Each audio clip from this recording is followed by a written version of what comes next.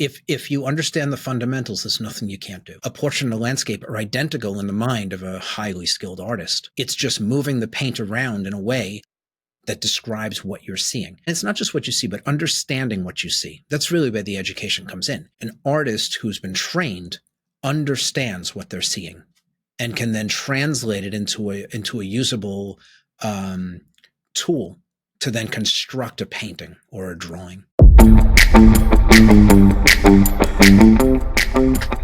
You have found Authentic Business Adventures, the business program that brings you the struggle stories and triumphant successes of business owners across the land. Downloadable audio episodes can be found in the podcast link found at drawincustomers.com. Today, we're welcoming / preparing to learn from Kevin Murphy of Evolve Artist. So, Kevin, how is it going today? Things are great. Thank you for having me on. Yeah, I'm excited because I don't know if you know this or not. I have a very tiny, I'm going to call it somewhat insignificant art background, graphic design, way back when. Okay. So talking about art is actually kind of nice rather than talking about real estate or finances or anything like that. So let's talk art. Let's start with, what is Evolve Artist? Evolve Artist is an online art school. And basically it's a program steeped in fundamental training, something that is overlooked in almost all education that you would get in art. This is the boring stuff that nobody wants to do, but it's the bedrock upon which everything is built. And if you don't have it, there's a ceiling to your ability to deliver your skills. And if you do have it, the world is opened up to you. And it's taken a long time to get the program to where it is. It's been a lifetime for me, first starting out as a commercial illustrator and then doing portrait work and then eventually opening up schools.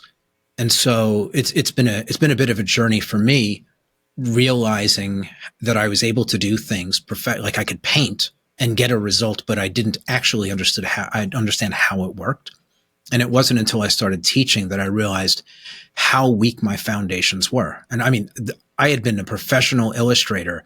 I've done some pretty incredible projects, about 300, maybe 350 commissioned works. I did work with packaging stuff with Star Wars, Jurassic Park, National Geographic. I did a cover for the Rolling Stones. And yet I would argue that through that career, I didn't actually know how to paint. Oh, wow. I was able to get it done through sheer force of will. And it wasn't until I started teaching that I realized just how poor my foundations were and just how much they held me back. Like, it's incredible. Like, you can get a result through just sheer tenacity. If you understand how things work, everything's effortless. Everything just rolls off the brush. You bend the material to your will once you understand how it works. I suppose like a guitarist that just kind of self-teaches or is self-taught, but doesn't necessarily know their scales or anything like that, or chords, or just making noises with the string, versus a Stevie Ray Vaughan where he's making it look like nothing, just like we wave to someone. And if you go back in his training, he had to be very good at the very basic stuff in order to become as masterful as he is. Right? But we don't see that in a lot in music and in dance. Like, to become a dancer, you take ballet, you take several types of dance, and you have to be really good at how that stuff is done with no opinions. There's a way it's done that's right, and everything else is wrong, and that's how it is, and that's how it's taught, and there are no opinions, and there's no outside voices going, no, that thing you're doing is not necessary. Basic ballet, if you want to do ballet, you figure it out on your own. Somehow in the visual arts, that's different. And it's the only field where that kind of silliness is tolerated. In all other fields, like if you want to learn a language, you don't get to invent your own letters because you feel like blue today. It's the letters are what they are. The words are spelled the way they're spelled. Words mean what they mean, right? And in art, that has fallen away because of abstraction and all of these other types of art. And it's not to take a hit at them, because they have their place. There's a lot of beautiful abstract art out there. It has its place in the world. But fundamental understanding is at the core of that art too. It's not just realism. It's at the core of all art. All two-dimensional images are comprised of the same moving parts, whether it's abstract or hyperrealism or anything in between. And unfortunately, what's happened is a lot of the people who are teaching art have not come up in a strict structure where they were taught foundations. And so they are not teaching strict foundations themselves when they become teachers. And so these skills have really kind of fallen away. You get some people who develop them, but it's usually because they're really aggressive about finding somebody who knows them. Most people who become professionals, they go to school, and after they're done, they then spend time with a working professional to actually develop the skills they need. And even that, the underlying skill set, a lot of it is just experience stacked on top of quicksand fast enough that the tower continues to build instead of sink. Just keep building. If you can put up one floor on top of the building in the time that the quicksand, the weak foundations eat half a floor, you keep getting better. But in the end, the tower is still built on quicksand, and it's always sinking. And so at some point, the quicksand outpaces the growth, and you become stagnant. There's no place else to go. And the foundations, if you can just shore up the foundations so that the building doesn't sink as you build on top, you can build as high as you want. And so that's what Evolve is about. It's about addressing those foundations that most people don't even know exist. They're invisible, really. And the other thing is trying to deliver an education that anybody willing to do a little bit of work will succeed at. Right? That's the key, right? What's an education worth if you go through it and only a select group of what we think of as talented people succeed? What's the point of that? This should be accessible. Like I've been a professional artist for 34 years now.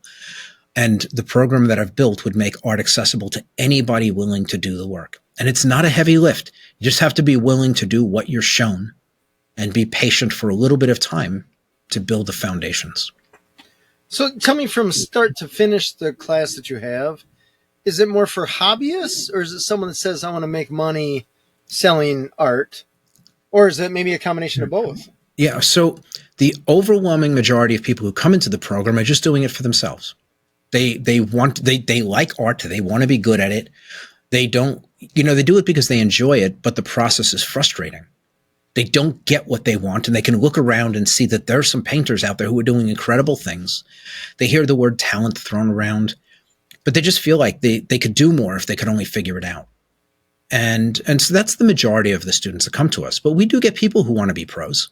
And our program, even though it's fundamentals, generate professional level results. Nice. Okay. Again, if you understand the fundamentals, there's nothing you can't do. And is it mostly portrait or human painting, or does it go from architecture and all kinds of stuff? So again, the idea is that the fundamentals are the same for all two-dimensional art.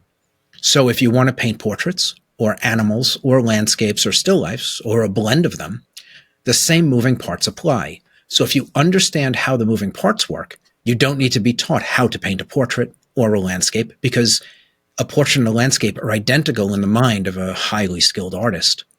It's just moving the paint around in a way that describes what you're seeing. Yeah, and it's not just what you see, but understanding what you see. That's really where the education comes in. Anybody can open their eyes and look out at the world and paint what they see. An artist who's been trained understands what they're seeing and can then translate it into a usable tool to then construct a painting or a drawing. Sure. So that's really what the education is. It's the tool to translate what you see into something usable to create art. I remember being in high school art class, and we had a bunch of stuff just on this palette or something like that we were supposed to draw. And one of the things was a boot. And I remember trying to draw that boot, and I just could not get the curve right. So it looked like a Mickey Mouse shoe is what it ended up looking like. And I remember there's a student teacher that came up, and she was like, bloop, bloop, bloop. And it's interesting because after she drew it and it looked just like it, I'm like, how could my eye not see that and then connect that to my hand? Like I can see it, but I could not communicate that to my hand to actually draw it correctly. Right. Well, there are a couple of things that contribute to that. Right. So just think, you can see it, but you can't draw it. And I'll tell you why. And I'll illustrate to you very clearly why. You didn't understand what you were seeing, even though you could see it. right? And what happens is you have two parts to your brain. You have your conscious mind and your subconscious. And your subconscious is vast, and it does all of the mental processing and then feeds your conscious mind the data that it decides you need. For you to survive in the world, which is what your eyes are primarily for, requires a very small amount of information, enough to just not walk out in traffic or walk into a room with a lion, or, simple things, to not fall down a flight of stairs. As an artist, you require more data. And so an education trains your subconscious mind to feed the data that you need to draw and paint, rather than just the stuff you need for survival. So if I describe to you a ball that is, say, 1 inch in diameter, and then I said there was a gap next to it to the right that was 1 inch, and then a ball that was 2 inches in diameter, right? So a ball that's 1 inch in diameter with a 1 inch gap, and then a ball that's 2 inches in diameter. Could you draw that for me using that description? You could, right? It's pretty, it would be perfect, probably. I'm afraid to say yes, but if you had a ruler, a ruler and you could draw a circle, you could easily, perfectly draw the 1 inch and the 2 inch ball and the 1 inch gap without even seeing it. Well, how is it that you can do that? Well, you understand the description.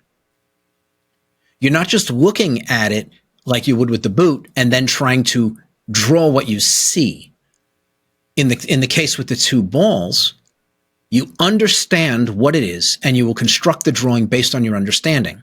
With the boot, you're not trying to understand it. You're just looking at it and trying to replicate the visual impulse. And that's a big part of the education, is training your brain. And it's not that you don't understand the boot, but your subconscious mind doesn't see the need to give you that data for survival. And because it's not been trained yet to give you the information in the way that you need it to draw it, it just doesn't give you the data. And that's kind of rote exercise, but it's not about just drawing. You'll get better by drawing, but you have to understand how to break the thing down so that you know what your conscious mind knows what to ask your subconscious mind for, so that your subconscious mind then packages the right data to your conscious mind to be able to make the drawing. And so that's where education comes in, where you start training, you create a new pipeline of data, not for survival, but for information. And it takes a little bit of time. It's not a crazy amount of time, but it has to be done in very small parts. If you ask your subconscious mind for 10 things at once that it's not accustomed to doing, you get none of them. But if you prompt it for a while to just get one, it will start giving you that even when you don't ask for it. It'll always be available. And then once that's settled, then you ask for the next piece of data in the way you need it. And eventually it'll start feeding you that as well. And that's actually how an art education works. And it's steeped in understanding how the brain works in cognitive science. The more we learn about how the brain processes data, the better we are at then developing a system for creating art around it. And there's quite a bit to that. A piece of art is basically an illusion, right? We create a painting. Let's say we're creating a painting of a person. The illusion is that the painting is three-dimensional and that skin doesn't just look like skin, but visually feels like skin. And so the subconscious mind is looking for certain cues for the explanation of the three-dimensional nature of the light and the shadow, of the depth, and of the things that tell us about the texture when we look at it. And if you know what the brain is looking for, you can trick the brain into believing the lie. The two-dimensional painting being three-dimensional, the paint feeling like skin as opposed to just looking like paint. But you have to know what the brain is looking for as a criteria to accept the illusion. And again, that's what we do with Evolve. Gotcha. I'm thinking of going to car shows and stuff like that. I get in old cars, motorcycles, stuff like that. My wife has zero interest. Mm-hmm. And I'll see, say, for example, a 66 Chevy Caprice I used to have go by, and I'll be like, oh, look at this. And the way the fender line comes down into the grill and the bumper. And she's like, it's a car. Yeah. I'm like, no. But this is one of the most beautiful cars ever created because of blah, blah, blah, blah, blah. And to her, she's just like, it's a blob of metal and some rubber on the road. Yeah. So it's interesting, I guess, that you say that, where the subconscious mind is looking for certain things that's trained to. Right. And if you look down the length of that car and there was the littlest dent somewhere, Oh yeah. The littlest ding, you'd pick it up that fast because you're looking.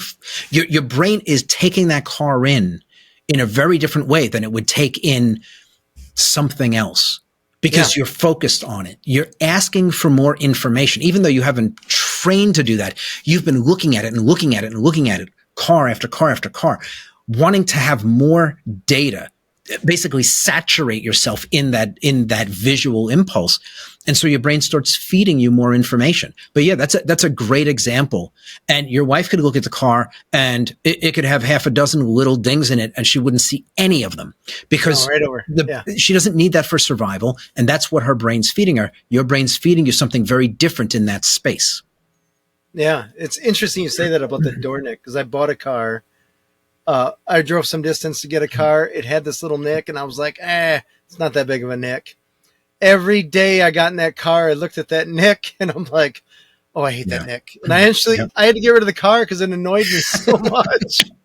Yeah, but it's like stupid little thing. What you're trained to find. Like they show these things. Like, if you drove to work today, how many red cars did you pass? I don't know. But what if you were offered $100 for every red car you saw? You would know exactly how many red cars you passed. And it's like, because you're prompting your subconscious mind to pay attention. It's not even your conscious mind. You'll be driving and your subconscious mind goes, red car, because you're looking for it. The trick is to train your brain as an artist to know what to look for and how to deliver it to your conscious mind so it can be used to construct art. So let's dig into that a little bit. So red car, you tell anyone, look for a red car, and they're going to be like, okay, I know what a red car looks like. I can do this. But if you tell someone to say, look at the curve of, I'm looking at the painting behind you, curve of the shoulder or the waist or something like that, not everyone's right off the bat going to know like, oh, what do I look for there? Right. And how do you teach that? Therein lies the problem with most art education. If I asked you to look at that image and tell me which parts of the painting are shadows and which parts are lights, could you do that? Sure. Right? I mean, that's gray area. That's ironically a gray area, right? A simple dividing line. Which things are in direct light and which things are in shadows? Could you answer that? And yeah, maybe in something as complex as this, you might have a couple of places where you're not sure. But overall, you wouldn't have too much of a problem with that, would you? Correct. You can see if that was the first thing you were taught. Yeah. That wouldn't be that hard.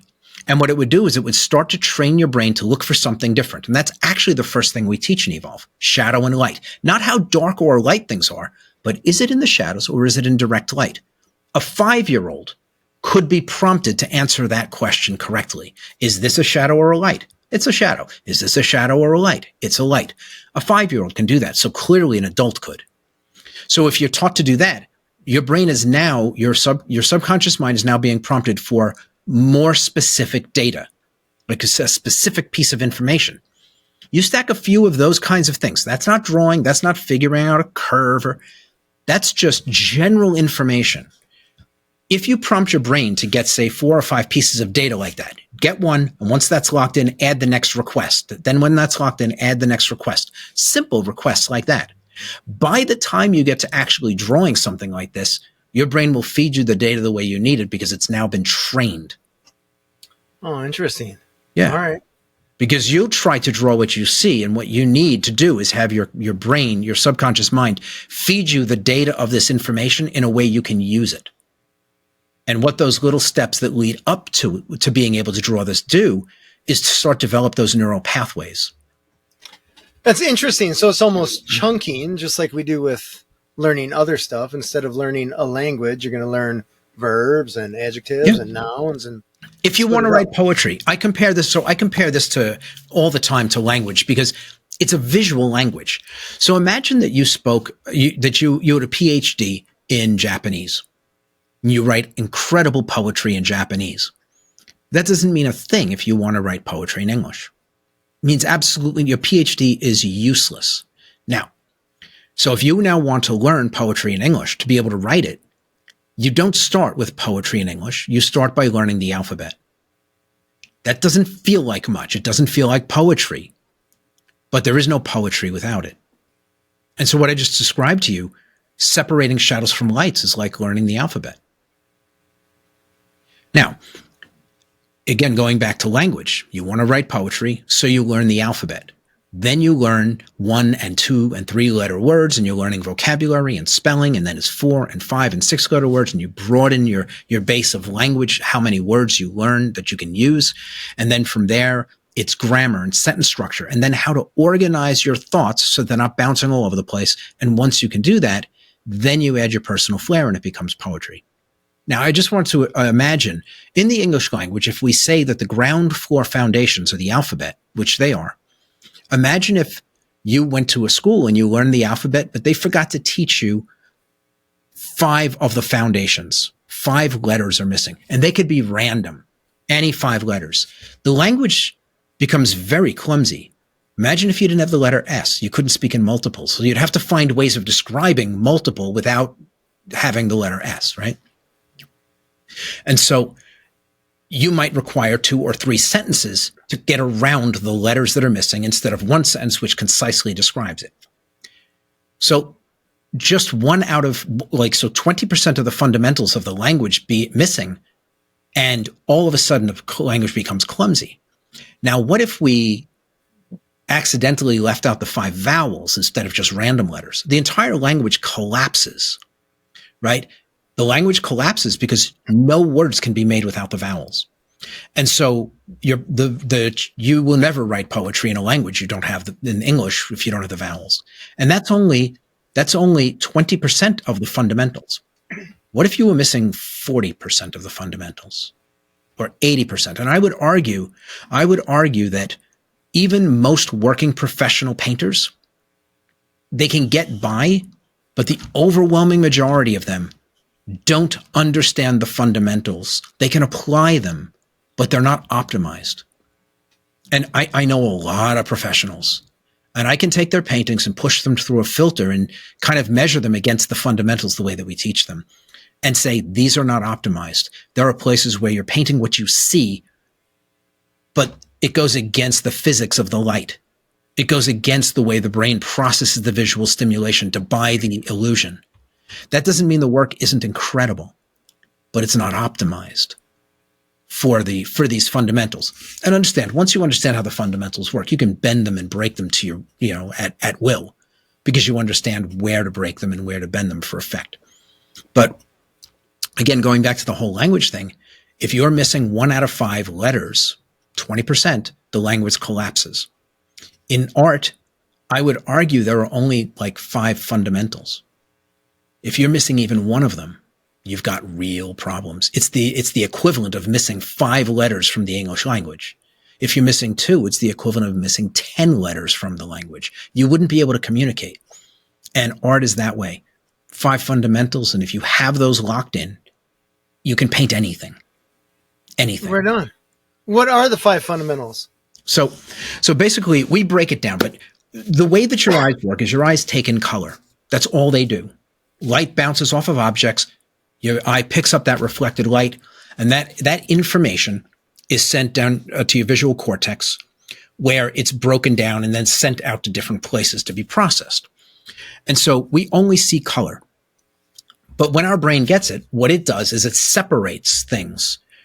So it'll separate shadows from lights. It's looking for different things in shadows than it is in lights. Our brain uses them for distinctly different things.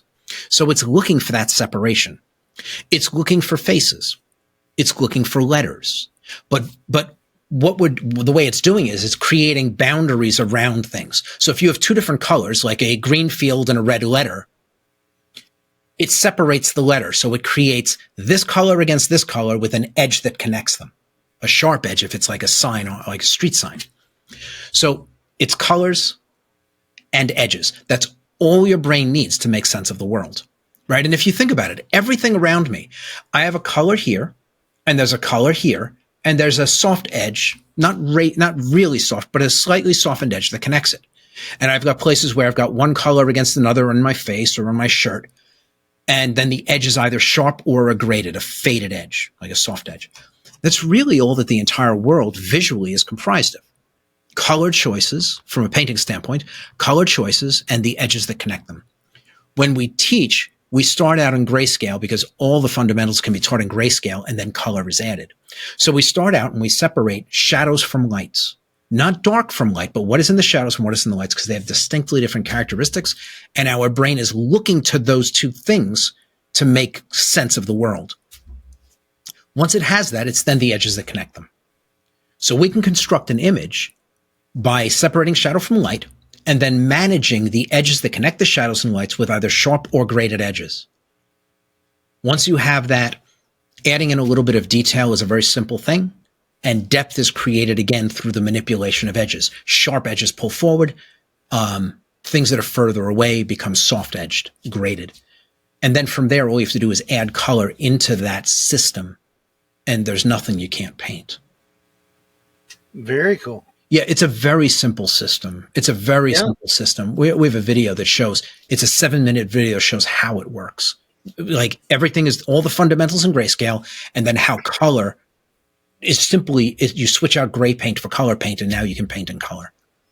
You know what helped me understand what you're talking about there is getting in Photoshop and using, I want to say, the pixel tool, where you would select a color, and then based on the variable that you had, it was what did Photoshop consider to be the same color or close enough within that area. So like using the pixel tool on the image of you right now in the upper, I guess would be the right, the gray where it kind of blends on a certain threshold, it would come into your face a little bit, your hair. And it helped me understand, because you look at the Photoshop image and you're like, why is it picking that? And then you look closer and then you think, I get why you're picking that. That helped me look at color and stuff, background stuff like that closer, which is very helpful. It's kind of ironic that the computer helped the other way. Well, the computers can, they can be extraordinarily helpful. Right? You look at a face, like if you're looking at my face and you're trying to paint me directly, like from direct observation, if you had a photo of me, you could use a color selector and kind of pick a couple of colors. They're a little hard to read. What color is this? It's not red. It's not green. It's not blue. It's this kind of muddied combination of things. And the less colorful something is, meaning like if something is red, you know it's red when you see it. If something is blue, you know it's blue when you see it. It's immediate. But if you can't tell what color it is, specifically, it's a version of gray. That's why you don't know what color it is, because your eye's able to tell colors. And so when you look at my skin, this is mostly grays with a tiny touch of red or a tiny touch of violet or a tiny touch of green. And it makes it very hard. But if you use Photoshop and a color selecting tool and you picked a couple of places, you'd be able to see at just what level of saturation those colors are. You'd see they were relatively brownish gray with a little hint of red or a little hint of blue. You might not be able to mix those. Your eye might not be attuned to capture them right away from direct observation. But if you selected them in a color tool and you then mixed and matched them and then painted the face with those mixtures, you would get a very good approximation of what you're seeing with your eyes. Gotcha. So things like Photoshop are a wonderful tool for developing skills, for testing your own paintings and your own ideas. I think this is the right color setup. I could test it in Photoshop and see that yes, it is, or no, it's not. And if it's not, I can see what's wrong and then come back and try to calibrate my thinking. I saw this, but it was this. So now I know when I see this, this is probably what I'm actually seeing. And you can kind of build out that way. So yeah, I mean, digital tools are wonderful. Like I'm a traditional painter, but I don't brush aside any contemporary tool that can be used to our advantage. Yeah, it's interesting that I guess I had that experience when I was in school for graphic design, and it was never put forth, I guess, the way that you said it, where like use that tool to figure out the colors and stuff like that. It was purely accidental, which I feel like it would have been worthwhile to even take pictures of the paintings or drawings, whatever you're doing, and have the Photoshop even back then, way back then, dig into it a little bit. Just a little bit of proofing, like before you start painting. And then after you're done painting, just to proof to see if where did things land? If you don't go back and do a good solid debrief on the work you've done, then anything that might have been learned will probably be lost. You kind of get through the end of it and it's like, oh, I'm done. Go back and check, take a look at it. Okay, it's done. It's fine. You're not going to do any more work on it. Now view it as a spectator. How does it look? Do things look right? And you can kind of dig into it that way. We view things differently when we have a brush in our hand than when we don't. The brush in our hand, our mind knows that we are there to work. Without a brush, we can be a spectator. And the spectator has a better view of the work than the creator. They see 1,000 times over. 1,000 times. Especially, I think, especially if you've been working on a piece of art for a long time, hours or whatever. Yeah. You become and then blind. You leave for the night. You come back the next morning. You're like, what in the world? What was I thinking here? Yeah, it's like being around something that smells bad. You're there for an hour. You don't smell it anymore. Yeah. The artwork is the same thing. You come in the next morning. You're like, what is this? What did I do? Speaking of smelling bad, do you use oils or acrylics or both? Or Only work with oil. Only work with oil. But oil doesn't have a scent of its own. It does mediums. Not. No, people. There's a misconception about that. When you walk into an artist studio and you get that sweet pine smell, that's a solvent. Okay. Like you don't need to use that. Paint as it comes out of the tube, oil paint, doesn't have a real smell. We have 30 students a day coming into the school here, and the school does not smell like a place where art is made. Oh my gosh! I remember my eyes watering when we were doing oil painting. It's solvent. They're using like pine spirits. It's a very sweet, very sweet smelling. It's made from pine, and so it has a very sweet smell to it. It's very strong, and it's highly toxic. We don't use any of that stuff. So you consider like linseed oil, which is what most paint is made from, is just crushed flaxseed. Oh, that's all it is. It doesn't smell like anything. It doesn't. Olive oil smells stronger. All right. And I never really thought about the oil that they use within oil paints. Yeah, that's all it is. It's just crushed flaxseed. And so if you have that, and then the pigment itself is just ground up, it's powders, doesn't have smell of its own. It's ground up earth and rocks and, various flowers and whatever else, dried and then ground up into a powder and then mixed into that flaxseed oil. And you can mix things into the paint that have really strong smells. Most mediums, which a lot of people get into oil paint to use mediums, the mediums aren't needed. And what makes the mediums smell is the solvent. So when you're smelling that, you're breathing in poison. Now, it's only a little bit, but that smell is actually toxic. That's the solvent that you smell. But we don't use any of that in the program. We stay away from all of those things. And again, we don't want our students being poisoned. Yeah, there's that. That. It's interesting. I guess people can be irresponsible because they don't know. They don't understand. For the longest time, people washed their hands with things like acetone and with turpentine. And like getting turpentine on your hands is no different than drinking it. It gets absorbed into your skin very fast. And it's extraordinarily toxic. It causes cancer, does brain damage, nerve damage, liver damage, kidney damage. I mean, it is so bad for you. Being around it, if you open a jar of turpentine and clean your brushes and then wash your hands, it's fine. You do that once a day. It's not a big deal. And then close the jar. But it's like if you leave a jar of that stuff opened in your studio 24/7, your air is just filled with toxins. Mm-hmm. And so, again, we recommend to our students, don't even clean your brushes with turpentine. Just use a bar of soap. It takes a couple of extra minutes, but there's no toxic anything in your studio if you do that. And there's no smell. There's none of that. So yeah, turpentine's got a smell. Tell me about brushes. How do you teach people which brush to use and brand, style, the actual bristles, what they're made of? Yeah, millions of options there. Yeah, well, there's 3 different types of filaments with the brush itself. There's natural hair. Natural hair could be like sable, very, very soft. Then you have synthetic, which is man-made. And then you can have additional, what they call trunkling brushes, which are like horse hair or hog bristle. And those are very stiff. So in order, the very coarse, like horse hair, and those are very coarse, and they deliver an enormous amount of paint with a mark, and they leave a bold fingerprint of the brush itself. Synthetics are a kind of middle ground. They're softer. They don't leave as much of a mark, and they don't move nearly as much paint. And then last, you have the sables, which are for delicate work. They move a very small amount of paint, and they leave almost no fingerprint behind. And so those are the 3 types of hair. And then beyond that, then you have different cuts, right? So you have brushes that are kind of round, what they call a cat's tongue or a filbert, which is probably the best all-around brush. If you're only going to go out, if you're just starting painting, only filberts. You don't need anything else. You just buy them in a range of sizes. And so that is the workhorse, and that for my students, that is what they learn on. It's not the best brush for anything, but it is by far the best brush for everything. So it is a jack of all trades. And if you can get good with that brush, then when you move to, say, a round for details, it becomes so easy. It's such a pleasant experience because the brush is designed for it. And if you're doing very large areas of filling, then you're working with a brush with a square cut, a flat.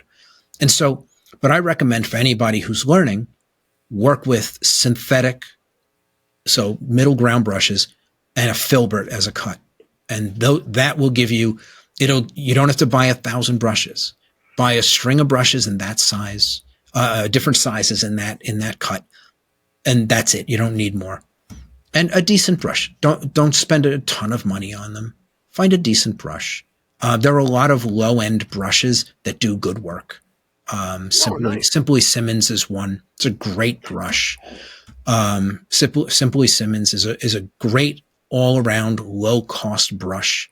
You can get them in, say, from size 2 to size 12 filbert. It'll run you probably like $25 for a set of that. A 2, a 4, a 6, an 8, a 10, 12. Probably $4 a brush, $5 a brush.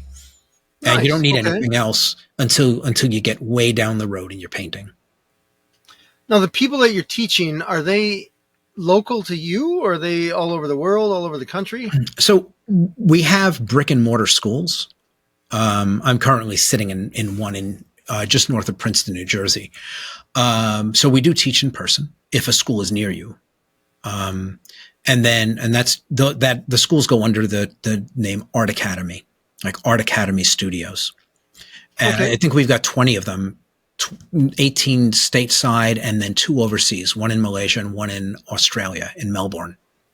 Oh, wow. And then we have Evolve Artist, which is the online program, and it's global. The program is taught in almost 80 countries right now. Wow. And so, yeah, it's a big program.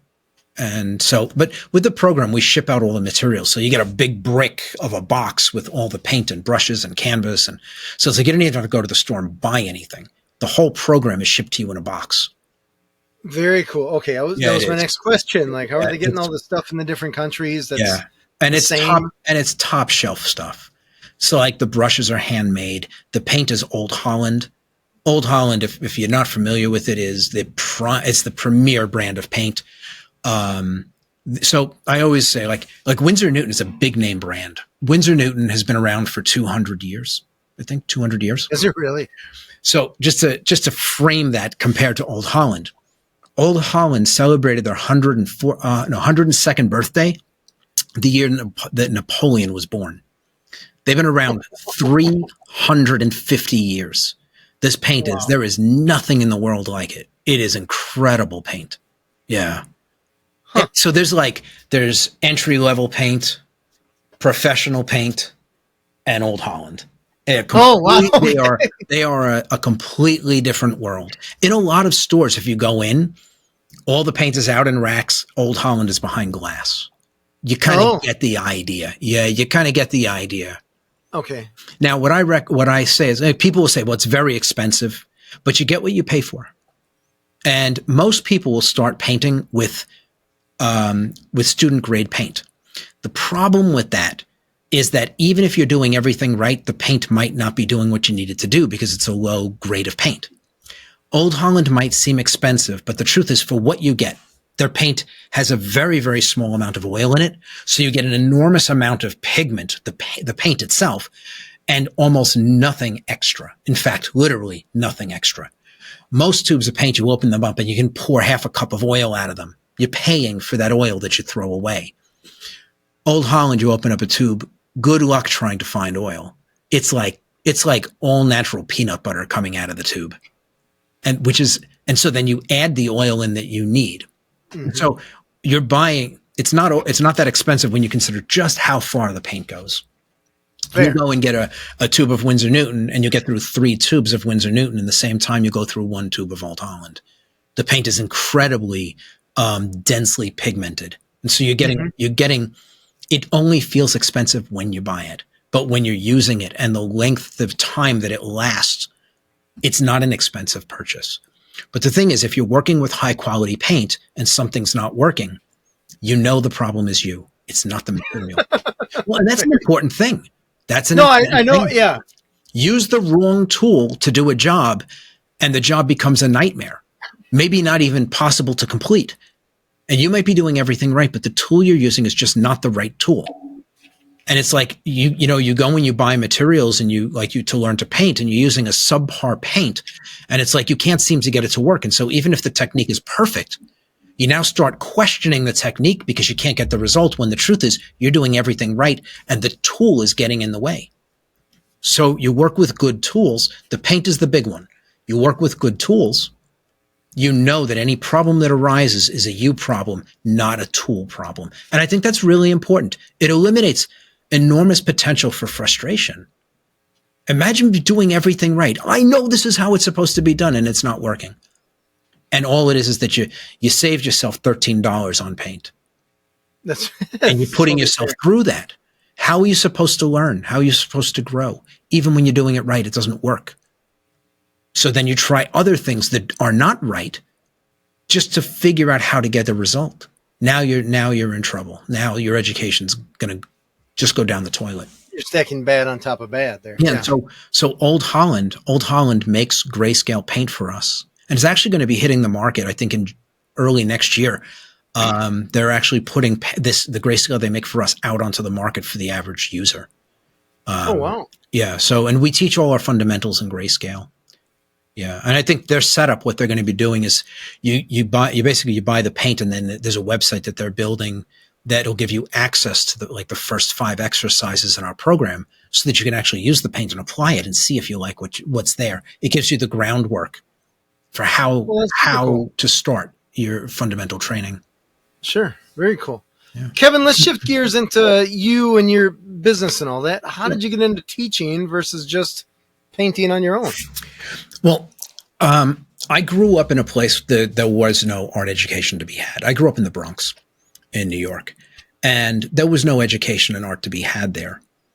And in truth, as I look back, I mean, there really wasn't a place to get an education anywhere. Even in college, I graduated high school, and I went into construction. I did that for 3 years. And when I when I decided I didn't want to do it anymore, I decided I wanted to be an artist. I wasn't a serious artist at that point, but I decided I wanted to do science fiction book covers. And so that's niche. Yeah. But I had been reading books, and I fell in love with the art on the covers, and I decided that's what I was going to do. So I went to the School of Visual Arts for 1 semester, and it was a complete waste of time. It was terrible. And I arguably got bad teachers. I got teachers that had I had other teachers, my experience would have been different. But I wound up with teachers that were not a good fit for me, didn't like what I did, and let me know it. And I'm paying a little bit, I'm paying out of pocket. It's not like my parents were paying it. I was paying it. And I decided that it was a waste of my money. I wasn't going to be taught there. And had I stuck around, maybe that would have changed. There were very good teachers down the road, like third or fourth year, but I decided I didn't want to go that path.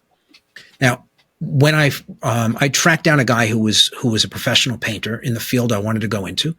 I went out, I watched him work, figured a few things out, went home, and burned the candle at both ends, and I was able to build a career.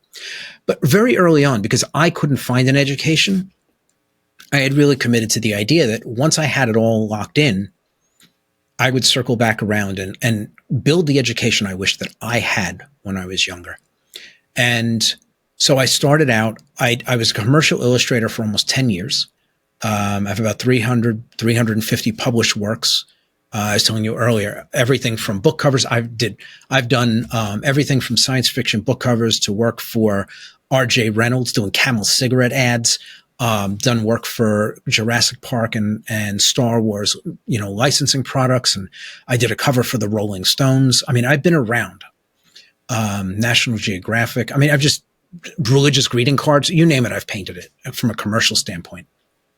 I got out of that. I opened a publishing company, and I just functioned as the art director. We did about 150 titles there, including Game of Thrones. I worked on the limited edition Game of Thrones for almost 6 years with George. So that was pretty cool. And during that time, I was doing portrait work. I did that for almost 20 years.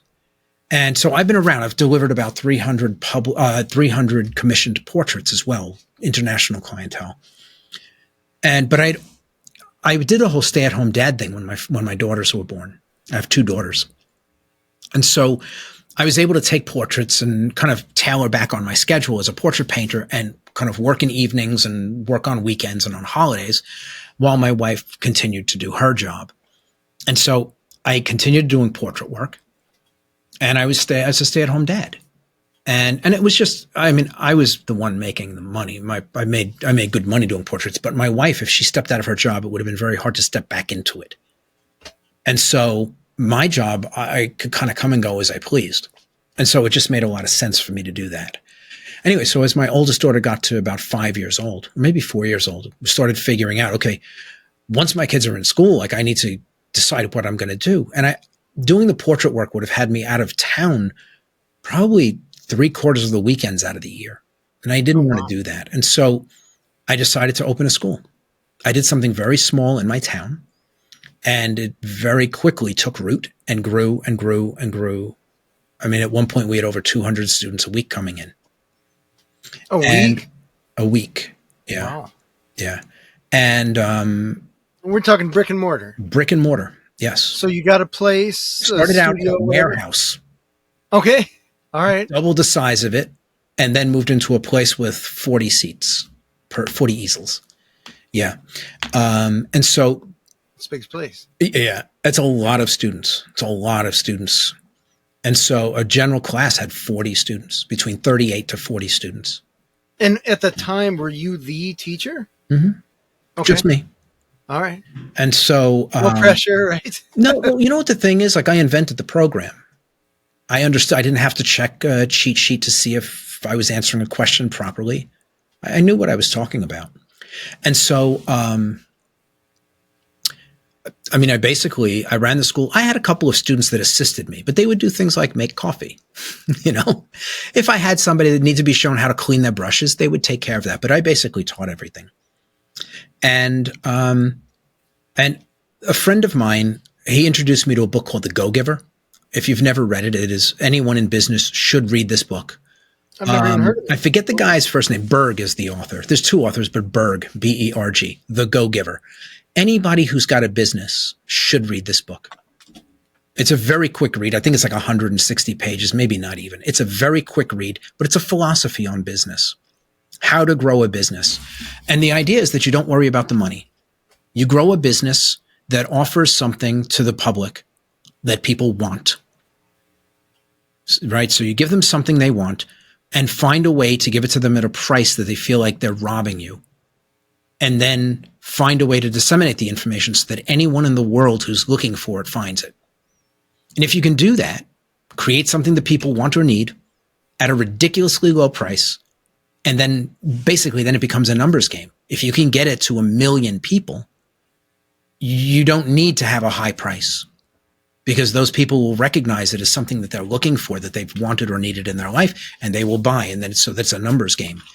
You have a large enrollment is what basically fills your bank account, pays you for your work. And so, but the Go-Giver that's basically the philosophy. I'm simplifying it, but that's basically it. If you do the first 3 things, the finances take care of themselves. If you're worried about the money, you build a business around your bank account that doesn't care about your consumer.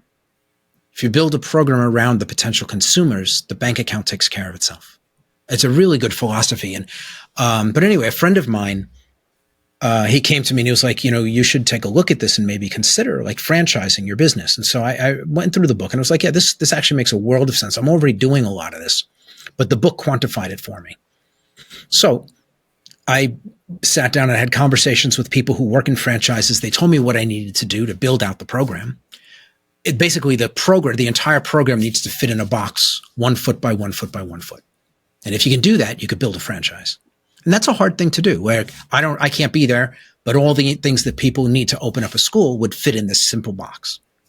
So I figured that out. And just about that time, a guy reached out to me about turning the program into an online program. And because I had already built it out for the franchise model, I was able to just hand it off. And so we built out Evolve Artists that way. And then circled back around and started opening up brick and mortar schools through the Evolve program, because we had people all around the world. And so, that's cool. Yeah, but that's actually how the business model grew. But I basically, because I didn't want to be out of town all the time when my kids, once I went back to working full time, I decided to open up a school, the school that I wish I had growing up. And the program has been updated 18 times in 15 years, updated and upgraded every time I find a place where students get stuck. So I have this idea in my head that if I have 10 students and 1 gets stuck in something, it's the student. If 3 get stuck, it's the education.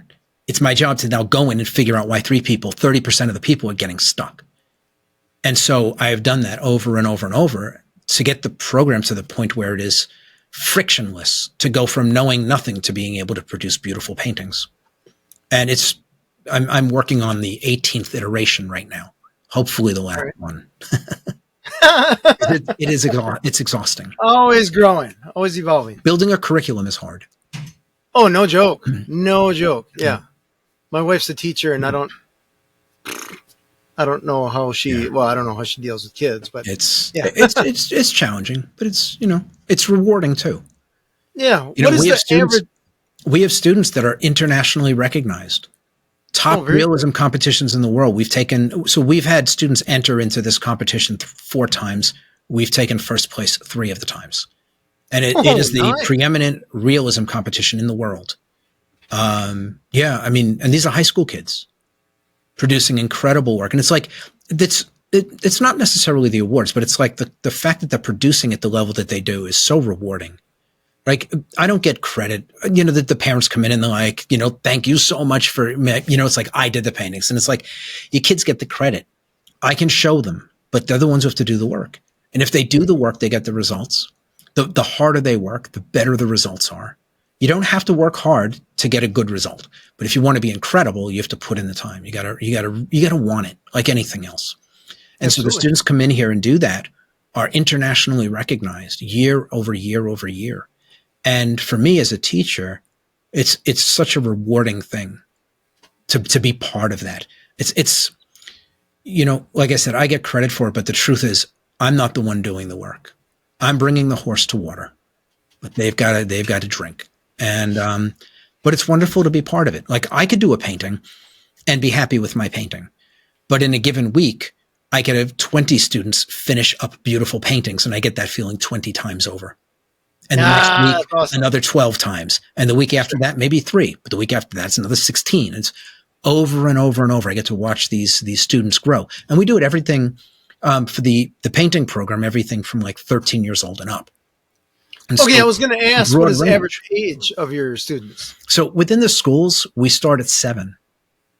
Oh, wow. We have a dedicated drawing program, which is not part of Evolve. We start at 7. And that lays the groundwork for the painting program, which is Evolve. But for Evolve starts, I believe, at like 17 years old. Okay. And I think and how long of a class or curriculum is it? So with the program, the current version of the program is about 350 hours to go from knowing nothing to producing professional level work. 350 hours, not a lot. It's the equivalent of it's 1 hour a day for a year. Okay. That's it. Sure. Yeah. The upgraded version of the program, which supposed to launch in January, it's quite a bit less than that. Fundamentals, the grayscale fundamentals are taught in 90 hours. Color integration to get into full color is another 40. It's another 40 hours. So 130 hours to be producing some unbelievable paintings. And then after that, the next block after that is driving quality. So we do hyper realism, and that's another maybe 30 or 40 hours, and then you just make paintings. Are most students attending full time, or is this a night and weekend type thing? In the brick and mortar schools, the students come in 2.5 hours a week, 1 day a week. That's it. In the online school, you can move at your own pace. You could do 3 paintings a day if you want and blow through the program. And we've had people do that. We've had people finish the entire program, not the first 4 blocks, which is what I described, but it's an 8-block program for advanced stuff. Blow through the program in like 3 months. Oh, wow. They're like they have nothing else on their plate, and they're like, I want this. And blow through it like they're doing, 5-6 hours a day. They treat it like a job, and they just fly through the program. Yeah, and the online program is designed for that. Homework is checked because you do your painting and you send it in, and we have people that put human eyes on it and check the homework and send back responses, how to fix, how to correct, what to do for your next piece. And so you're getting a human being checking every assignment you do. It's not just like, here's a bunch of things, go make some paintings. Every single assignment is checked by a human being who's been trained through the program. They've gone through the program. They know the program. And so you're getting feedback on every piece. And we do feedback several times a day. So if you do 2 paintings a day, you'll have them both back the next day, but later that day for the first one and by the next day for the second one. And so, very cool. Yeah. That's a great segue, because I wonder, how do you find teachers, instructors for this? We train them. They're our students. They're our students. So if you get through the first 4 blocks and you are an absolute rock star, you're moving into the advanced stuff, we'll invite you to be part of our team. Oh, very cool. You know what it is to go through the program because you've done it yourself. You've had the struggles that anyone coming up behind you that you'd be assisting would have. So you can appreciate the challenges. You know how you figured them out. And so within our system, our structure, you're able to then help the next generation coming up behind you. That's how we do it. When we first started out, I checked homeworks, and then I brought in students from my school who were really advanced. And they checked homeworks when they were in college. They had a part-time job checking homeworks. Eventually, we had enough people going through the online program to kind of replace them. And then we've just steadily streamed through our really solid students, move them into teach. And most of the students, because of what they get out of the program, they love the idea of doing it. They're excited about the idea of being instrumental in helping somebody else bridge that gap that they bridged. So it's a really cool thing. Yeah. Do you teach them how to market their products, their paintings and stuff like that? Or is that we have some videos on that stuff. We don't get, so again, part of it's so easy to water down what you offer. We so in the schools, we teach students how to paint. We don't push them into competitions. The students, they know about these competitions, and so they go into them. But we don't encourage competitions or discourage them. We only teach how to paint. If you want to market your stuff, there are places to learn how to market. That's all they do, right? And I talk about it because I'm a very successful professional, and part of it is that I understand how to market what I do. And so we do have some videos where I talk about how to build a career, how it's done. But to get into the nitty-gritty of something, there are probably better resources if you're looking to become a pro that will hold your hand through every step of the process. That being said, we have lots of people who pay for the program by selling the paintings they do in the program, the homework assignments. Oh, very cool. We have a good number of students that do that. Once they get a little bit deeper into the foundations, they basically earn back the money that they spent to get into the program, and then they generate enough capital to then buy the second program, the advanced program. We have a lot of people that do that. That is incredible. And we have one woman. I mean, there's lots of stories, but we have one woman. She's out. I think she's in Seattle. Her name is Jen. I found out that she's retired. She's in her 70s. I guess she's a grandmother. Her husband bought her the program as a Christmas gift. She'd always wanted to learn to make art. And she's very, she knits and crochets and whatever else she does, real kind of grandma stuff. But she wanted to learn how to paint. So she did the program. And the year after she finished, she was just selling paintings from the program that she did, the advanced stuff. She made $56,000 in 1 year selling homework assignments from the program. Like, insane. Yeah, it's safe to say I've nobody never teaching her anything about marketing. She was doing local shows. Wow. And she found such an audience for her work. Now, it's a bunch of paintings, but 56 grand in 1 year. But it's paintings she was doing to learn as well. They were educational paintings, but she did a really nice job on them. They were beautiful. Dropped them into frames and put them up at local shows and just unloaded them. And realized at first she was not charging enough. And so kept raising her price at 56 grand in 1 year. Wow. Like mind boggling. Like as I never imagined that. But it's like, it's good to know that it can be done. And this is not somebody who's like, a marketing genius. This is a grandmother. I believe she was a stay-at-home mom. She's a grandmother. And she just did local stuff. But the thing is, she had beautiful paintings to sell. You have something beautiful, people want it. As long as the price is not outrageous, they buy it. It's that simple, right? It's like, people always say to me, I'm making art, I don't know how to sell it. And my question is always like, is it something somebody wants to buy? But don't tell me it has value because you painted it, right? If I gave you a piece of Wagyu beef, right? It's $100 a pound, right? But it was 3 days past expiration. Could I sell it to you for even $1? No, because it's not worth anything. It's rotten meat. I don't care that 3 days ago it was worth $100 a pound. Today it's worth nothing. And if you're trying to sell art that nobody wants because it's not that good, well, you're not going to be able to sell it. I don't know why I can't sell my work. Well, if you sell something that people want, a beautiful piece of art, and the price is good, people will buy it. That's how you know your work is good. Because people are willing to part with their money for it. Fair. And it really is that simple. There's no marketing something that people don't want. And people know when a piece of meat is rotten. They know. And so as long as the price is reasonable and the work is good, you will find buyers as long as you put the work out there. And the thing is, like, people always say, well, I'm nervous about putting my work out into the world. If your work was really good, you wouldn't be nervous. You'd be confident about what you were putting out there. And so if you can't sell your work, or if you're not confident putting it out into the world to try, it's because the work is not where you know it could be or where it should be in order to sell it or to make it public. Again, I've been doing this professionally for 34 years. I don't have any question when I put my work out into the world. Like, it doesn't mean everyone's going to like it, but I know that my work is done at a very high level. It's professional in every way. Everything down to the stretch of the canvas is wrapped around, and the materials that are used and the delivery of the materials, everything about it. It doesn't mean everyone's going to like it, but I know that the level at which it's done because I'm trained. And I know that if I put it out there at the right price, somebody will want to buy it. I'm so glad you mentioned the confidence thing. I was just having this conversation with one of my employees, actually a couple of my employees.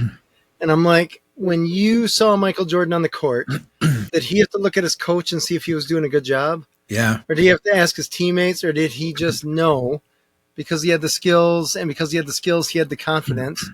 He didn't have to check with anyone.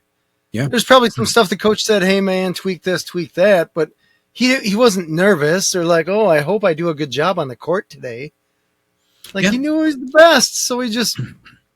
confidence is there with the skill. Yeah. And look, Michael Jordan is a good example, but you don't have to be the best. You just have to be competent. We know when we're competent. True, very true. If you cook a meal, like if you throw a steak on a grill, if you cooked it too much. You cut it open and it's all brown inside, and it's like, well, I know if I did it right. And most of us, we know if we make a painting, we know if we cut corners. We know if it was absolutely the best. I give you a great way. Something I do here in the school. I get a lot of side eye for this, but I'll have a kid come up to me with a painting and they say it's done. And before they hand it to me, I'm like, I don't want to see it yet. If I offered you $1 million, if I put $1 million on the table and I said, if the painting is done, and I look at it and I say, yep, everything is done. It's done right. All of the things that you've been asked to do are done optimally. You get $1 million. Is the painting still done? And all the time, the answer is no. They came to me with a painting that was finished, knowing damn well it wasn't, knowing that they had more that they could have done. So they then take the painting back and they fix it to the level that they think that if they showed it to me, they'd get $1 million, right? I then circle around in the other direction, right? We do the carrot and then we do the stick. The carrot's the $1 million. Now I say we up the ante a little bit. If the painting you get the $1 million if the painting's everything that you said. But now there's a penalty for it not being. Instead of me just sending you back to your table, what if we cut off your left hand? Is the painting done? And you know the answer is no. Like, why would you come to me now twice with a painting you know is not done? Because there was nothing, right? You weren't invested in it. The difference between delivering the painting that clears all of those hurdles and gets you the $1 million and you don't lose your hand is just a little bit of care more than the painting that you get nothing. Why not put it's only like an extra 5% of effort. Why not just put the 5% in without being asked or threatened? Perfect, right there. It is an interesting dynamic. If you ask yourself in your own thing, if I was offered $1 million for this thing that I'm doing to be perfect, do I believe I would get the $1 million for the effort I just put in? Even washing dishes, cleaning your car, organizing your sock drawer. Now, okay, yeah, this would get me $1 million. Is this the drawer I would show to a guy who had an axe that was going to take my left hand? It could be neater. It could be cleaner. It could be more structured. And it's like you ask yourself those questions, you start to realize just how little effort we put into most things. Oh, no joke. And most things don't require that much effort, but you realize, like, the things that matter in your life, do you put in the right amount of effort, or are you always cutting corners and not even realizing it? And those two things, the $1 million or the axeman, those really refine how you think about what you're doing and how much you care about what you do. And again, the effort to make something perfect or near perfect relative to doing a sloppy job is a very small effort. It's more an attitude shift. Oh, absolutely. And so if you can shift the attitude, you immediately become a very different person in everything. Not in one thing, but in everything. Because you start to see it in everything. And then just up your game as you start realizing you're doing half-assed. Mm-hmm. Step up your game in this, and then everything builds upon that. Yeah. You get better overall at everything you do. Yeah, and we don't realize we're doing a half measure. We think we're putting in the effort. But again, if you put $1 million on the table, most people would say, well, yeah, there's a few things I could do more. And then if you do the thread, there's definitely a few things I would do more because I understand that there's a real penalty for this. Mm-hmm. But again, if you just ask yourself those two questions, is this enough? And the answer almost all the time would be no, I could easily do more, to mitigate the risk. Yeah, easily do more. Interesting. Yeah, most of us can. Love it. So true. So true. Anyone that's ever had to manage people or deal with kids, whatever, students. I think it's everything. Da Vinci said, once you've mastered one thing, you've mastered all things. And I think that I don't think there's really much difference between things. Like I have an older brother. He's a PhD in computer science, and he writes code. He designs algorithms, and the process for creating and building an algorithm is exactly the same as the process for making art. So for him, he has a problem to solve, and he creatively solves the problem. He then used technical skill to write code. And along the way, if the code's not doing exactly what he expects, he will creatively problem solve the code as he goes, and that yields the result. As an artist, I creatively come up with a design, which is the answer, the solution to the problem of what I want to paint. I then apply technical understanding to create the painting. And along the way, as is all things, it doesn't go exactly as I plan. I have to creatively problem solve the process as I go. And at the end of it, I get the result. Creating code, writing, designing, and building an algorithm, which you would think would be on the far spectrum away from creating art, they're the exact same process. Technical skill married to creativity. And so, I think in everything you can connect everything you do to everything else. We don't think of it that way. And so we could have an incredible skill set that we've developed in one thing, and it doesn't translate into everything else because we don't see the connection. And a lot of people who function at a very high level in one thing function at a very high level in everything they do. They don't do everything, But what they do very, very well, because they can see how the way that they got here with one thing connects to 5 other things that they do. And all of a sudden, all of those things are elevated by the development of the exceptional deliverables in the one thing. And so totally agree. Yeah. Totally agree. Yeah. It's cool. It's interesting life when you realize that, which I don't know how we spread that word, but I think it can be put in front of you as an idea, and then it's just a matter of, do you see it in your own life? Because if you can't see it in your own life or in the things that you do, then you can't fix it. You can't improve it, right? We're blind. We're all blind to a lot of things that go on in the world, right? The things that go on around us. And so we can't really effectively engage in the things that we don't see. And so I think the first step is learning to see, right? They say like the first step to fixing a problem is realizing you have one. Right. Awareness. And generally speaking, we don't see the problems we have. We're blind to them. And that's just the nature of us. We're focused on what we're focused on. Mm-hmm. And so if you can actively pursue your weaknesses and figure them out, and then apply what's made you great in other things or good in other things to that, you pull those things out of the mud and make them net benefits for yourself.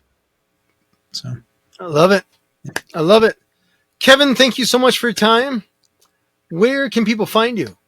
Well, evolveartist.com is where you would find the online school. artacademystudios.com is the brick and mortar schools. Every once in a while, we'll have somebody reach out and they'll get into the online school, and then they'll be like, oh, I just found out there's a school right near me. And most people prefer the brick and mortar schools. The online school is designed to be as close to the experience of being in a school as we can possibly make. And there's one other thing. We created a landing page for your audience, which actually has a bunch of resources, but actually there's a 7-minute video there that shows what I was talking about earlier, all the fundamentals to making a piece of art. Very, very simple. It's a 7-minute video that really shows how a piece of art is broken down visually and how the fundamentals are trained in grayscale and then how color is integrated. But that would be evolveartist.com/ABA. So Authentic Business Adventures. evolveartist.com/ABA. And that's a bunch of free resources. And we can be reached through there if somebody has a question or is curious about something. There's a lot of free resources that we send out to people. The idea for us is just to spread the word and to open up the world of art to people who want these skills. If they don't buy the program, that's fine. We have tons of resources to help somebody who's already doing art try to make better sense of the world. We're the right fit for some people. Those people will know it. We don't hard sell the program. Sure. We're here to help. We're here to help people see these dreams come to fruition for those people who feel like we're a good fit for them. In the end, even someone learning how to see the world in a more expansive way, I feel like could benefit them beyond just making paintings and stuff like that. But to get good at making art, which really you'd have to want to be making art. There are great benefits to learning art just for how it changes how you see the world. Mm-hmm. And so there's a benefit in that, but I can't imagine somebody buying into a 1-year program to learn to make art if they don't like art just to learn how to see. Fair, it's kind of totally weird. Fair. Yeah. I could easily make the assertion that anyone who did it would be glad they did when they were done. But it would be a very weird thing to jump into a program. In order to be good at art, you have to want to make art. Mm-hmm. If you have a real desire to do it, then it's just a matter of finding the right education, finding the place where the information is going to be given to you in a way that you're able to then take it and make it your own and turn it into something meaningful, to express yourself. I love it. Kevin, thank you so much for your time. Well, James, thank you. I really appreciate you having me on. Yeah. This has been Authentic Business Adventures, the business program that brings you the struggle stories and triumphant successes of business owners across the land. My name is James Kademan, and Authentic Business Adventures is brought to you by Calls on Call, offering call answering and receptionist services for service businesses across the country on the web at callsoncall.com. And of course, the Bold Business Book, a book for the entrepreneur in all of us, available wherever fine books are sold. If you're listening or watching this on the web, if you could do us a huge favor, give it a big old thumbs up, subscribe, and of course, share it with your entrepreneurial friends and those friends that have an interest in learning art from Kevin and Evolve Artist. And remind me of the other one, Kevin. Art Academy Studios. Art Academy Studios. Yeah, Evolve Artist is the place they'll want to go for the most part. And tell me that website again. So it's evolveartist.com and artacademystudios.com. All right. And evolveartist.com/ABA, is that right? ABA, yes, /ABA. That'll be a bunch of free content. I love it. Free's good, right? Yeah, you can see my students work there too.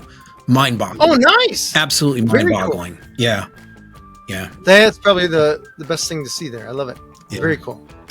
Past episodes can be found morning, noon, and night at the podcast link found at drawincustomers.com. Thank you for joining us. We will see you next week. I want you to stay awesome. And if you do nothing else, enjoy your business.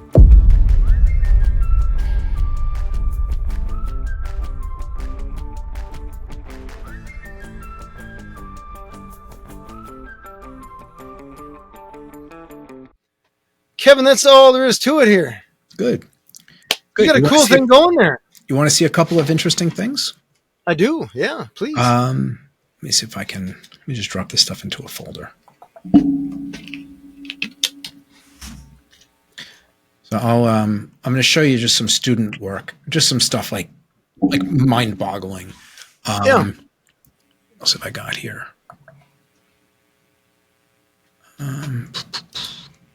Yeah, just trying to grab a few things off my desktop and.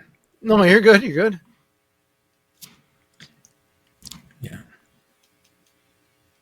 So, share screen. Yeah. So this is a painting done by a 15-year-old. Oh, it's a painting. Oh my gosh. Look at that. This is a self-portrait by a 16-year-old at the school. Wow. 17-year-old painted this. Huh. 18-year-old. This girl just did her first science fiction show and sold $20,000 in paintings to collectors. How cool is that? This reminds me of, I guess I was going to say Dungeons and Dragons type stuff. Yeah, exactly. This is fun. It's Cerberus, the three-headed dog that guards hell. This is futuristic, and it's like they found the gateway to hell. The dog is long dead, decomposed, has nothing but skulls left. It's a pretty cute idea. Yeah. Here's another one. This girl, 15 years old. She's been studying with me for 1 year when she painted this. 1 year. Wow. Yeah. So how big are these canvases? This is like 24 by 24. This is 18 by 24. 24 by 24. Okay. So not huge. Not big. Another one, 17. Look at this shading. Holy cow. This one will blow you away. Look at that. That is crazy. Wait, 14 years old. Wow. That is amazing. Yeah, I mean, this stuff is just that shading under the jawline and everything. Holy cow. Yeah, just 14 years old. She wasn't even in high school yet. Huh. That's cool. Yeah. Yeah. But it's like, yeah, I mean, the program, it's a serious program. Yeah, I see what you're saying, where they can, if the stuff is good enough, you can find a market. Like those paintings, how hard do you think they'd be to sell? Yeah. Not hard. As long as the price is reasonable. If you're in an affluent area, $5,000 for one of those, no problem. Yeah. You're in an area that doesn't have that kind of money, might be $1,500. But if you're 16 years old and $1,600, that's a lot of money. That's versus flipping burgers or something. Yeah. Yeah. And the thing is, like, let's say you start at 16. So you start and you low price. And when you're 18, it's a little bit more. And then you're 20 and it's a little bit more. And 22, it's a little bit. And you just keep bumping your price and you just keep finding more and more clients. Every great painting you put on a wall is an advertisement for the next one you're trying to sell. Yeah. And you can build out an entire career starting at the very end. I have a student that was here years ago. Her first paint, she does equine portraits, so horses. Her first portrait she sold for $400. And this is maybe 8 years ago. Yeah, 8 years ago. She's currently charging between $8,000 and $12,000 a portrait, and she's booked. How busy, cool is that? Very busy. Yeah. Like I try to get in touch with her, and it's like, yeah, I'm free in like 2 weeks, like that. Right? I need to get on a call, and she's like, I've got deadlines. I can grab a call in 2 weeks. Right? Wow. Yeah, $400 for her first portrait, and she's between 8 and 12, depending on the size of the painting. And it's portraits of horses. Paintings of horses, yes. People, people have a horse, they want it painted. Yeah. Equine portraits are a very big thing. And people with horses have money. Yeah, so, they better have money. Yeah. Yeah, horses are expensive. And so she's in a sweet spot there. She's a horse person herself. And so she's painting something she's intimately familiar with. And she does a beautiful job. And people pay her blood money for these things. They pay her very well. And she's not even 30. Where do you think she'll be when she's 50? She just keeps going. She'll be at 25, 30,000 a portrait. Yeah. And with a dozen paintings a year. Mm-hmm. Not a bad place to be. No, not at all. And that's a product that doesn't have a secondary market. Like those paintings that I just showed you, like the red one, the girls dancing, that painting could be turned into prints. You could sell $100,000 worth of prints. Mm-hmm. It's a beautiful image that would fit in almost any home. And at $49 for a lithograph sold at a gallery or online, or she could potentially make $100,000 over a couple of years on that image alone. And what if she has a dozen images like that, each one of them doing the same thing? Yeah, she sells the original, it's $5,000, but then over the course of a few years of selling prints. And the thing is, the prints you basically put the thing out there and somebody orders a print. Yeah, you run a print. They order another print, you run another print. You run them as you need them and you ship them out. It's a small side gig to run the prints. And, and so it's like there are secondary markets for something like that. The horse is not so much so because it's someone's horse. Mm-hmm. But for fine art, there's a market. Even the science fiction stuff, there's a fine art market for it. It's not that small. Oh, yeah. Mm-hmm. There's a substantial market for it. Enough to live a pretty comfortable life just making prints. So how cool is that? Yeah. It's just a matter like you had asked about the business end. I don't really teach the business end that much. We do have conversations about it, and there are some videos in the program where we talk about it because we like to give a groundwork so people can figure out what they can do. Like how do I make some money at this? And so we try to lay the groundwork for it. I think when you first come into the program, the first thing we give you is a video that talks about how you sell what you do. It's not it's like a 40-minute video. It's not like granular, but it does give an overarching idea of how you get your work out into the world and sell it. And always come down with, you got to be good.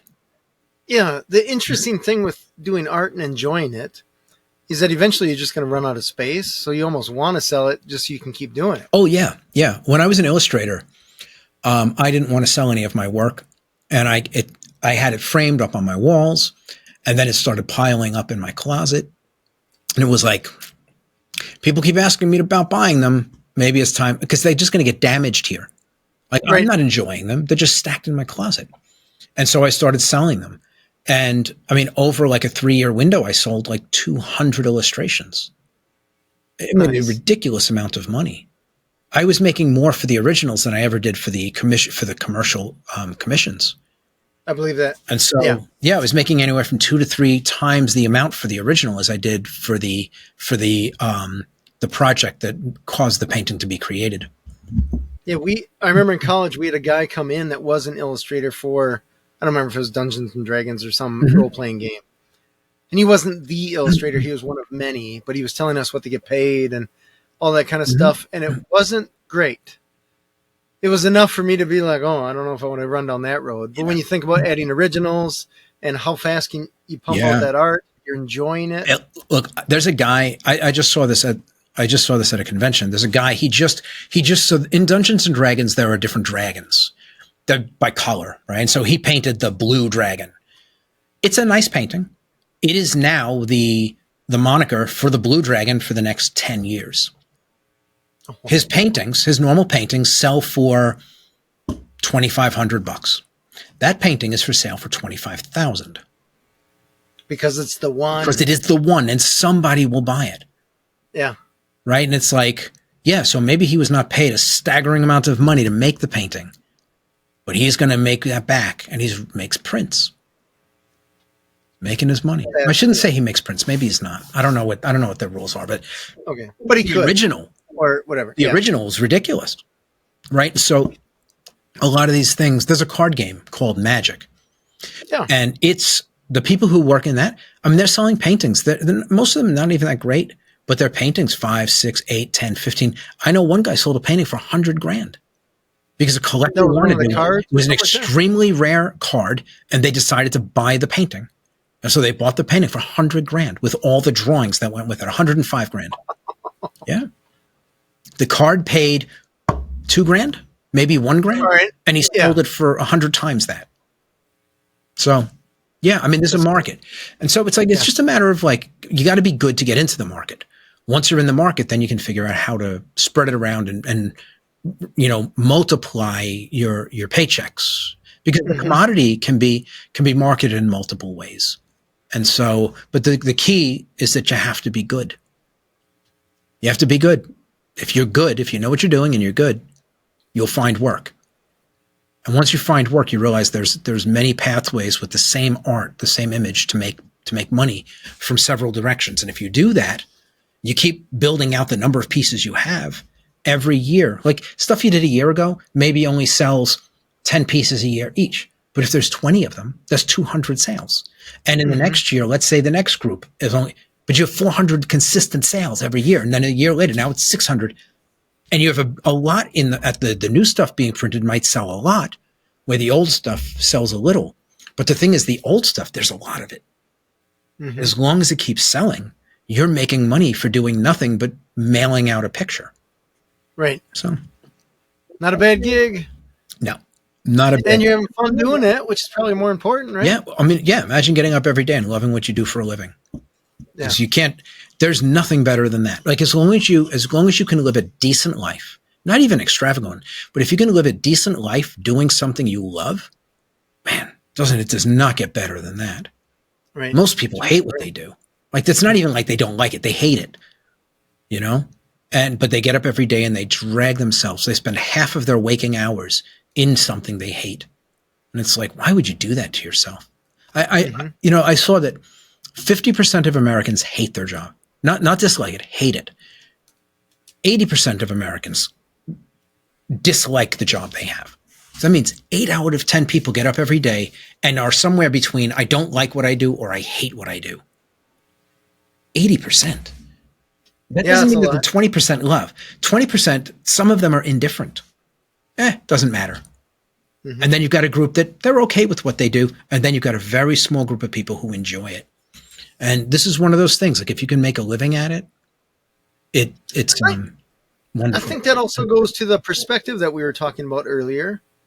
Because there's some people, like there's probably people that are, whatever, professional basketball, baseball players, something like that. Like their childhood dream, they finally achieved it. And now they're like, I didn't know it was going to be this much work. I don't know if I have to go to practice. Yeah. Right? Well, I think a lot of it's perspective. You can see them on the court. Yeah. You don't hustle quite as much. Everyone's here and they're still kind of jogging along behind. Like you see them. We know I'm injured again. They're gifted. They're gifted. And so they're able to maintain their position on the team, but they don't deliver like the real, stars. Right. Yeah. So that's the thing. You by chance, you remember the artist that had come into your school? You remember the name? Oh man, you're talking 30 years ago. So I don't. So I'll take it as no. Yeah, no. I do remember the book, and I used to play Dungeons and Dragons back in college. I probably still have that book. Because I remember it was the coolest thing because my buddies and I would play D&D, whatever. And I'm like, I know that picture. Yeah. Yeah, I was just asking because I probably know the guy. I was in the industry. Oh, maybe. I was in the industry 30 years ago. Yeah. Okay. Yeah. I mean, yeah. I suppose, do they let them sign? I don't even know if the image would have an artist signature. No, their stuff had signatures. Okay. Yeah, their stuff had signatures because they liked the artist being like front and center. They liked marketing them, and so yeah, their stuff was all signed. Yeah. Anyway, not important. I was just curious if you remembered offhand. I haven't been in that world in a long time, so I'd have to dig in some boxes and blow the dust off that thing. Yeah. Anyway, which it wouldn't necessarily be bad. Yeah. But off the top of my head, no. Yeah. So, but it was interesting to learn that side of it. But yeah, he was not a guy that was he wasn't selling us on doing it. But he raised a good point about the whole, I guess it was also different. I mean, we're talking mid-90s. It was a different game to market back then than it is now. Internet was just getting started. Yeah, I mean, there's a lot. I mean, Dungeons and Dragons was bought by Hasbro. So you're talking about a major game company, toys and games and stuff with deep, deep pockets. So they could do things that TSR couldn't. Right. And so that wasn't that long ago, was it? 15 years, maybe. Okay. I was thinking, maybe 15 years ago. Okay. I'm not sure. So pre that. Yeah. No, it's maybe about 15 years ago. They've bought up everything. They bought Magic. They have all of those games. They own all of them. Oh, nice. Okay. I didn't realize that. Yeah. So there's a corporate structure now with these companies where it was just a bunch of people like doing their thing. Now there's a corporate structure in each one. So they roll out, they're organized, they're capitalized. They're like, everything is in order. And so if you're part of that machine, because of how clean everything rolls out, you can capitalize on it. Where before it was like so hit or miss, you didn't know one day or the other if something was going to happen, if they would market this thing, if this thing was even ever going to see light of day. So, it's now if you're doing work for them and you know how to grow your own, if you know how to market yourself, how to grow yourself, you can capitalize on all the things they do, the stability that the companies offer. And, and if you don't know how to do that, then like you were always going to be in trouble. So, yeah. I suppose TSR, that's probably just run out of a garage way back then. It was at one point. Yeah. Out of a basement. All right. Interesting. Yeah. Magic, the card game, when they first started, they were printing the cards on a mimeograph machine in the principal's office. Really? Oh, way back then. Yep. That's funny. Yep. When they first started, they were running them on one of those machines where you crank and the papers go through. Yeah. With the little the ink thing. Yeah. With one of those. In the principal's office, the principal let them use the machine. Yeah, crazy. That card game is probably $100 million a year business, maybe more. Yeah, it's enormous. Well, I guess I know it's a friend's kid that he's making money selling cards on the secondary market, and what some of these cards are going for. I know, crazy. That's insane. We're talking about a piece of cardboard here, right? Like, yeah. Blows my mind. Yeah, it's insane. I don't understand. Look, years ago, signatures, you could go up to an artist and ask them for a signature. They sign it. Magic cards, standard signatures, $5. You don't even go walk up to one of these people unless you've got $5 in your hand. What in the world? Well, it's a policy, and it's just everyone does it. And then you have signatures, but then they have drop shadowed signatures. So they sign it with like a silver marker, and then they take a black marker and put in a drop shadow beside it. That's a $10 signature. Well, that's getting cool. But it's like, there's an entire, at the convention that I was just at, a guy next to me was doing nothing but magic cards. He made $2,000 over the weekend signing cards. People coming up, but also a dealer came up to him with a box, a few hundred cards. Sign these over the weekend. I'll pick them back up for you on Sunday night.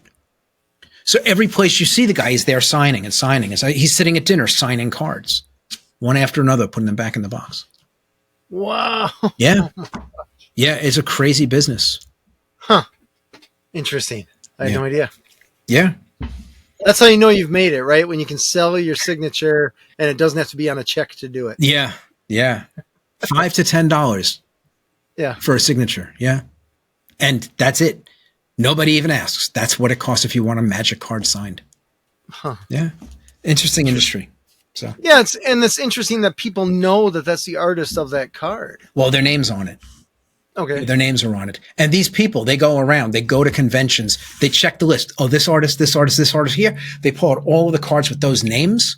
They'll like look them up online. They'll figure out which cards were done by that artist, pull all of them, go to the convention to get them signed. Holy cow. Well, that collection is worth more if the cards are signed. Yeah, I imagine. You know, a $30 card with a $5 signature is a $35 card. Right. Okay. And if you have a whole collection and everything's signed, that elevates its value because somebody can do one-stop shopping. Yeah. So. All right. Yeah. Hey, good for them. But there are people their entire job is that they collect cards, not personally, but they collect them from people and then bring them to artists to get them signed. They make a living doing that. They take like $1 for each card and they'll pass them out, but they might do 10,000 artists a week, 10,000 cards a week. So they're taking one of the $5. Yeah. The artist gets 4, they get 1. And all they're doing is being a middleman, taking all the cards, putting them in a box, shipping them to the artist, getting them back, and then sending them back out. Huh. It's crazy. It's crazy. Capitalism is a wonderful thing. Yeah, right? It says play the game. Play the game. Anyway, I love James, it's been great talking to you. Yeah, Kevin, likewise. I love it. If I can be of any service to you, going on you know, feel free to reach out. You should go check out the I think that link is actually live already. I'm actually going to pull it up to see. I think that link is live. The Evolve Artist? Yeah, evolveartist.com/ABA. Yes, it's already live. The video, nice. The big video with the balloon dog, is a 7-minute video, 7 minutes and 36 seconds. If you're curious about what we just went through, that'll show you how a painting is broken down. And then if you look down below, there's a bunch of my students' work. And everything that's here, these students are 18 years old or younger. So you can click on them, they blow up a little bit. You can take a look at them and get a sense. Yeah. So kind of crazy stuff. That's awesome. You're doing good work, man. I love it.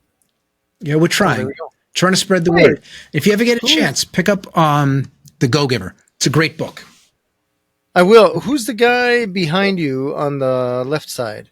There's the Asian guy is actually George Takei. Sulu from Star Trek. And the guy on the other side, his name is Richard Hurd. These are 2 actors. Okay. Richard Hurd was an actor as well. He's been in like a million things. Huh. All right. Oh, that's funny. Cool. I'll check it out. Kevin, I appreciate it. I appreciate your time. Thank you for making the world a more beautiful place. Hey, thank you for having me on. I appreciate it. All right. Have a great one. Take care.